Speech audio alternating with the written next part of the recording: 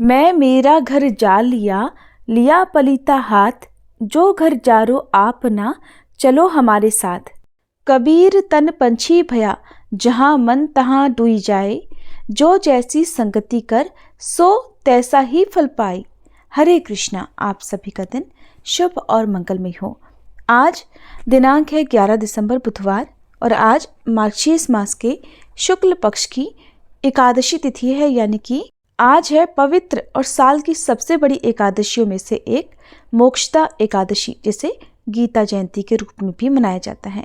एकादशी तिथि आज सुबह 3:44 से प्रारंभ होकर मध्यरात्रि में 1:09 पर समाप्त होगी।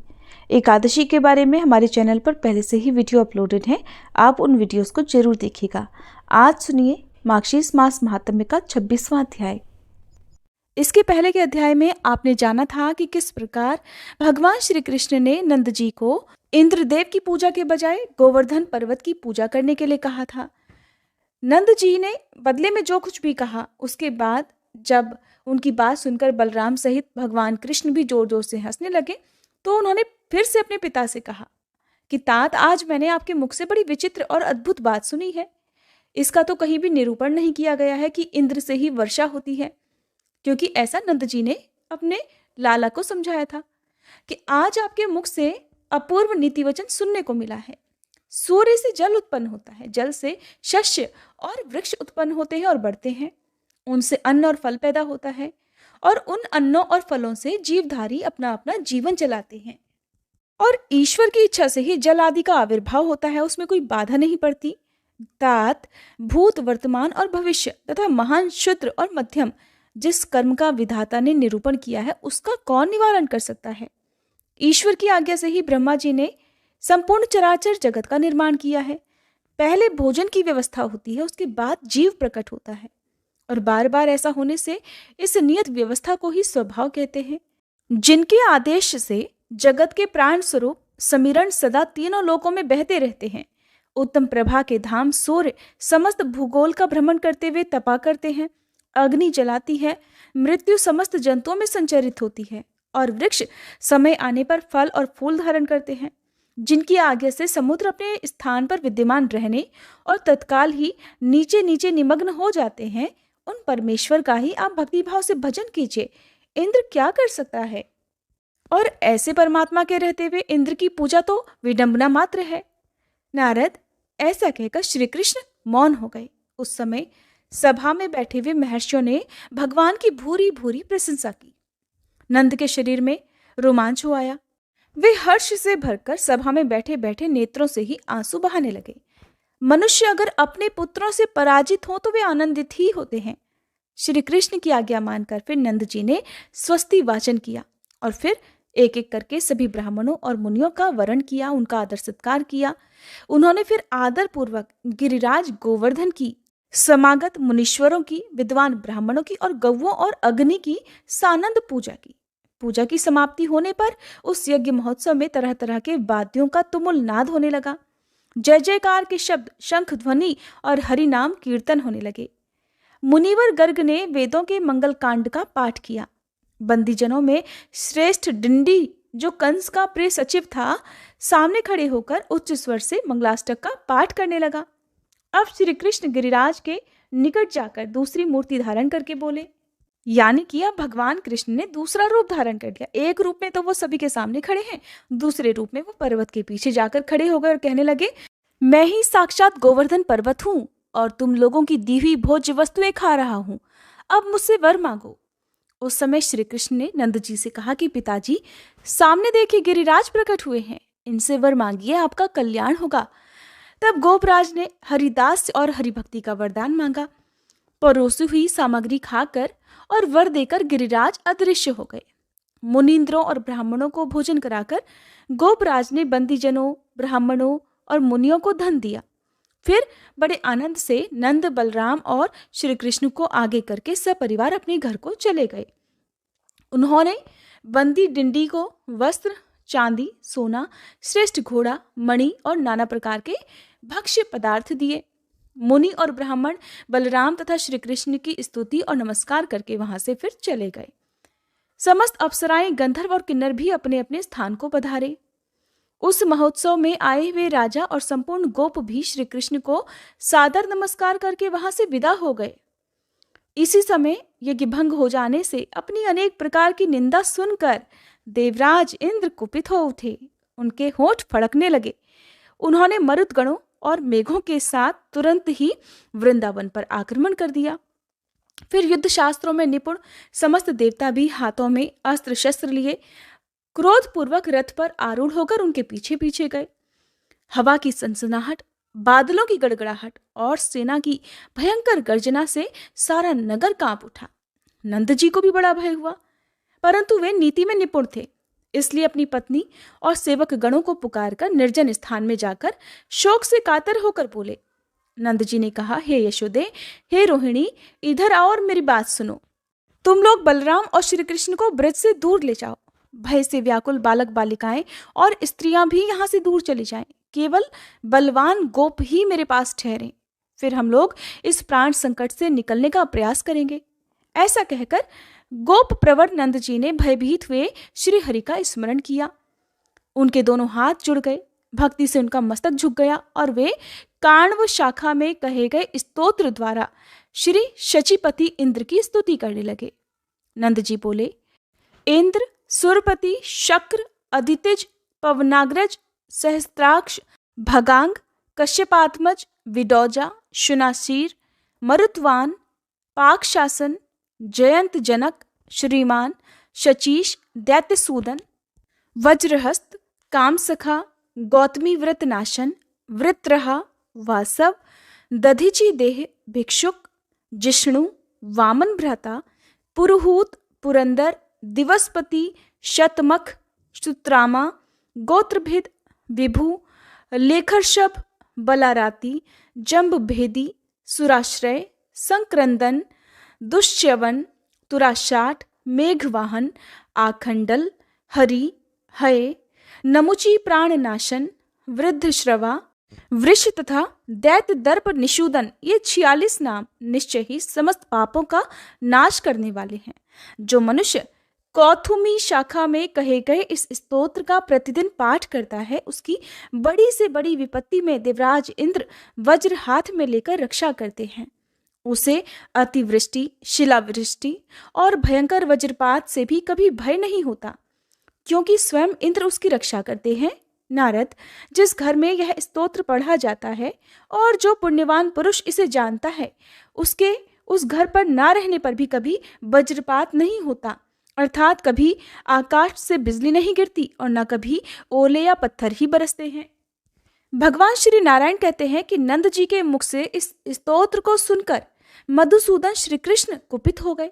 वे ब्रह्म तेज से प्रज्वलित हो रहे थे। उन्होंने अपने पिता से ये नीति की बात कही कि तात, आप तो बड़े डरपोक हैं, किसकी स्तुति कर रहे हैं?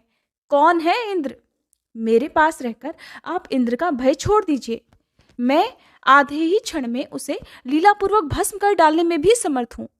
आप गौओं, बछड़ों, बालकों और भयातुर स्त्रियों को गोवर्धन की कंदरा में रखकर निर्भय हो जाइए, बिल्कुल मत डरिए। अपने बच्चे की ये बात सुनकर नंद जी ने प्रसन्नतापूर्वक वैसा ही किया। तब श्री कृष्ण ने उस पर्वत को बाएं हाथ में छाते के डंडे की तरह धारण कर लिया। उसी समय उस नगर में रत्नमय तेज से प्रकाश होने पर भी सहसा अंधकार छा गया। सारा नगर धूल से ढक गया। मुने हवा के साथ बादलों के समूह ने आकर सारे आकाश को घेर लिया और वृंदावन में लगातार अतिवृष्टि होने लगी। पत्थरों की, ओलों की और बिजली की बरसात, अत्यंत भयानक उल्कापात, ये सब के सब गोवर्धन पर्वत का स्पर्श होते ही दूर जा पड़ते थे। मुने असमर्थ पुरुष के उद्यम की तरह इंद्र का वह सारा प्रयास विफल हो गया। वह सब कुछ व्यर्थ होता हुआ देखकर इंद्र उसी क्षण क्रोध से भर गए और फिर उन्होंने दधीची की हड्डियों से बने हुए अपने अमोघ वज्रास्त्र को हाथ में ले लिया। इंद्र को वज्र हाथ में लिए देख मधुसूदन हंसने लगे। उन्होंने इंद्र के हाथ सहित अत्यंत दारुण वज्र को ही स्तंभित कर दिया, अर्थात उसे स्तंभ की तरह स्थिर कर दिया। इतना ही नहीं, उन सर्वव्यापी परमात्मा ने देवगणों सहित मेघ को भी स्तब्ध कर दिया। अब जैसे दीवारों पर पिक्चर्स बनी होती हैं, पेंटिंग बनी होती है, उसी तरह से वो सब के सब बादल भी दीवार में बनी हुई पिक्चर्स की तरह निश्चल भाव से खड़े हो गए। तदंतर श्री कृष्ण ने देवराज इंद्र को जम्भाई के वशीभूत कर दिया। फिर तो उन्हें तत्काल निद्रा भी आ गई। उसी निद्रा में उन्होंने देखा कि वहां का सारा जगत श्री कृष्णमय है।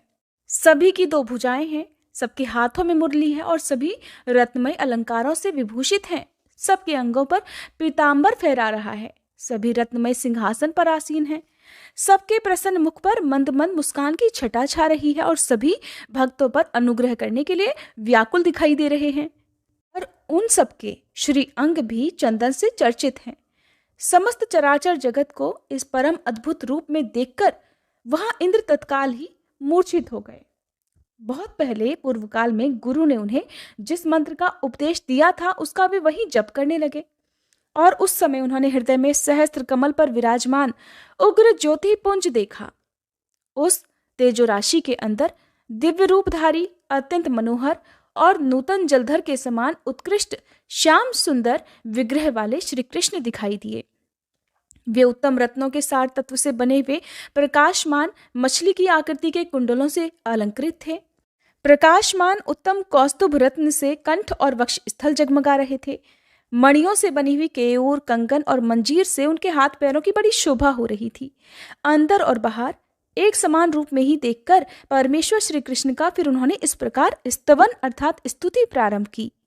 देवराज इंद्र कहने लगे, जो अविनाशी परब्रह्म ज्योति स्वरूप सनातन, गुणातीत, निराकार, स्वेच्छामय और अनंत हैं, जो भक्तों के ध्यान और आराधना के लिए तरह तरह के रूप धारण करते हैं, युग के अनुसार जिनके श्वेत, रक्त, पीत और श्याम वर्ण हैं, सतयुग में जिनका स्वरूप शुक्ल तेजोमय है और उस युग में जो सत्य स्वरूप हैं, त्रेता में जिनकी अंग कांति कुमकुम के समान लाल है और जो ब्रह्म तेज से जाजल्वमान रहते हैं, द्वापर में जो पीत कांति धारण करके पीतांबर से सुशोभित होते हैं, कलयुग में कृष्ण वर्ण होकर कृष्ण नाम धारण करते हैं, इन सब रूपों में जो एक ही परिपूर्णतम परमात्मा है, जिनका श्री विग्रह नूतन जलधर के समान अत्यंत श्याम और सुंदर है, उन नंद नंदन यशोदा कुमार भगवान गोविंद की मैं वंदना करता हूँ, जो गोपियों का चित्त चुराते हैं और राधा के लिए प्राणों से भी अधिक प्रिय हैं, जो कौतूहलवश विनोद के लिए मुरली की ध्वनि का विस्तार करते रहते हैं, जिनके रूप की कहीं तुलना नहीं है, जो रत्नमय आभूषणों से विभूषित होकर कोटि कोटि कंदर्पों का सौंदर्य धारण करते हैं, उन शांत स्वरूप परमेश्वर को मैं प्रणाम करता हूँ। जो वृंदावन में कहीं राधा के पास क्रीड़ा करते हैं, कहीं निर्जन स्थान में राधा के वक्ष स्थल पर विराजमान होते हैं, कहीं राधा के साथ जल क्रीड़ा करते हैं, कहीं वन में राधिका के केश कलापों की चोटी गूंथते हैं, कहीं राधिका के चरणों में महावर लगाते हैं, कहीं राधिका के चबाए हुए तांबूल को बड़े प्रेम से ग्रहण करते हैं, कहीं बाके नेत्रों से देखती हुई राधा को स्वयं निहारते हैं, कहीं फूलों की माला तैयार करके राधिका को अर्पित करते हैं, कहीं राधा के साथ रास मंडल में जाते हैं, कहीं राधा की दी हुई माला को अपने कंठ में धारण करते हैं, कहीं गोपियों के साथ विहार करते हैं, कहीं राधा को साथ लेकर चल देते हैं और कहीं उन्हें भी छोड़कर चले जाते हैं। जिन्होंने कहीं ब्राह्मण पत्नियों के दिए हुए अन्न का भोजन किया है और कहीं बालकों के साथ ताड़ का फल खाया है, जो कहीं आनंद पूर्वक गोप किशोरियों के मन को चुरा लेते हैं, कहीं ग्वाल बालों के साथ दूर गई गौओं को आवाज देकर बुलाते हैं, जिन्होंने कहीं कालिया नाग के मस्तक पर अपने चरण कमलों को रखा है और जो कहीं मौज में आकर आनंद विनोद के लिए मुरली की तान छेड़ते हैं और कहीं ग्वाल बालों के साथ मधुर गीत गाते हैं, उन परमात्मा श्री कृष्ण को मैं प्रणाम करता हूँ। इस स्तवराज से स्तुति करके देवराज इंद्र ने श्री कृष्ण को भय से प्रणाम किया। पूर्व काल में वृत्रासुर के साथ युद्ध करते समय गुरु बृहस्पति ने इंद्र को यह स्तोत्र दिया था। सबसे पहले श्री कृष्ण ने तपस्वी ब्रह्मा जी को कृपा पूर्वक एकादशाक्षर मंत्र और सब लक्षणों से युक्त कवच और ये स्तोत्र दिया था। फिर ब्रह्मा जी ने पुष्कर में कुमार को, कुमार ने अंगिरा को और अंगिरा ने बृहस्पति जी को इसका उपदेश किया था। इंद्र द्वारा किए गए इस स्तोत्र का जो भी प्रतिदिन भक्ति पूर्वक पाठ करता है वो इस लोक में श्री कृष्ण की सुदृढ़ भक्ति और अंत में निश्चय ही उनका दास से सुख प्राप्त कर लेता है। जन्म मृत्यु जरा व्याधि और शोक से मुक्ति पा लेता है और स्वप्न में भी कभी यमदूत और यमलोक को नहीं देखता। भगवान नारायण कहते हैं, इंद्र का वचन सुनकर भगवान लक्ष्मी निवास प्रसन्न हो गए और उन्होंने प्रेम पूर्वक उन्हें वरदान देकर उस पर्वत को वहां स्थापित कर दिया। श्री कृष्ण को प्रणाम करके इंद्र अपने गणों के साथ चले गए। फिर गुफा में छुपे हुए लोग वहां से निकलकर अपने अपने घर को चले गए। उन सब ने श्री कृष्ण को परिपूर्णतम परमात्मा माना। ब्रजवासियों को आगे करके श्री कृष्ण अपने घर को गए। नंद जी के संपूर्ण अंगों में रोमांच हुआ, उनकी नेत्रों में भक्ति के आंसू भर आए और उन्होंने सनातन पूर्ण ब्रह्म स्वरूप अपने उस पुत्र का इस प्रकार स्तवन किया। नंद जी बोले, जो ब्राह्मणों के हितकारी, गौओं और ब्राह्मणों के हितैषी और समस्त संसार का भला करने वाले हैं, उन सच्चिदानंदमय गोविंद देव को बारंबार नमस्कार है। प्रभु, आप ब्राह्मणों का प्रिय करने वाले देवता हैं, स्वयं ही ब्रह्म और परमात्मा है, आपको नमस्कार है। आप अनंत कोटि ब्रह्मांड धामों के भी धाम हैं, आपको सादर नमस्कार है। आप मत्स्य आदि रूपों के जीवन और साक्षी हैं, आप निर्लिप्त निर्गुण और निराकार परमात्मा को नमस्कार है। अत्यंत सूक्ष्म स्वरूपधारी होने के कारण आप योगियों के भी ध्यान में नहीं आते हैं। ब्रह्मा विष्णु और महेश भी आपकी वंदना करते हैं। आप नित्य स्वरूप परमात्मा को नमस्कार है। ऐसा कहकर नंद जी श्री कृष्ण के सामने भक्ति भाव से खड़े हो गए। तब प्रसन्न हुए श्री कृष्ण ने उन्हें मनोवांछित वर दिया। इस प्रकार नंद जी द्वारा किए गए स्तोत्र का जो भक्ति भाव से हर दिन पाठ करता है वह शीघ्र ही श्री कृष्ण की सुदृढ़ भक्ति और दास्य भाव प्राप्त कर लेता है। जब द्रोण नामक वसु ने अपनी पत्नी धरा के साथ तीर्थ में तपस्या की, तब ब्रह्मा जी ने उन्हें ये परम दुर्लभ स्तोत्र प्रदान किया था। सौभरी मुनि ने पुष्कर में संतुष्ट होकर ब्रह्मा जी को श्री हरि का षडक्षर मंत्र और सर्वरक्षण कवच प्रदान किया था। वही कवच, वही स्तोत्र और वही परम दुर्लभ मंत्र ब्रह्मा जी के अंशभूत गर्ग मुनि ने तपस्या में लगे हुए नंद जी को दिया था। पूर्व काल में जिसके लिए जो मंत्र, स्तोत्र, कवच, इष्टदेव, गुरु और विद्या प्राप्त होती है, वह पुरुष उस मंत्र आदि तथा विद्या को निश्चय ही नहीं छोड़ता है। इस प्रकार ये श्री कृष्ण का अद्भुत आख्यान और स्तोत्र कहा गया, जो सुखद, मोक्षप्रद और सब साधनों का सारभूत तथा भवबंधन को छुटकारा दिलाने वाला है। हरे कृष्णा। आज का अध्याय समाप्त हुआ। अब सुने श्री कृष्ण चालीसा पाठ। बंशी शोभित कर मधुर, नील जलद तन श्याम, अरुण अधर जनु बिंबा फल, नयन कमल अभिराम, पूर्ण इंद्र अरविंद मुख, पीतांबर शुभ साज, जय मन मोहन मदन छवि, कृष्ण चंद्र महाराज। जय यदुनंदन जय जगवंदन, जय वसुदेव देवकी नंदन, जय यशोदासुत नंद दुलारे, जय प्रभु भक्तन के धृग तारे, जय नट नागर नाग नथैया, कृष्ण कन्हैया धेनु चरैया, पुनि नख पर प्रभु गिरिवर धारो, आओ दीनन कष्ट निवारो, वंशी मधुर अधर धरि तेरी, होवे पूर्ण मनोरथ मेरो, आओ हरि पुनि माखन चाखो, आज लाज भारत की राखो, गोल कपोल चिबुक अरुणारे, मृदु मुस्कान मोहिनी डारे, रंजित राजीव नयन विशाला, मोर मुकुट वैजंती माला, कुंडल श्रवण पीत पट आछे, कटी किंकणी काछन काछे, नील जलज सुंदर तन सोहे, छवि लखि सुर नर मुनि मन मोहे, मस्तक तिलक अलक घुंघराले, आओ कृष्ण बांसुरी वाले, करी पय पान पूत नहीं तार्यो, अका बका कागा सुर मार्यो। मधुवन जलत अग्नि जब ज्वाला, भय शीतल लखितहि नंद लाला।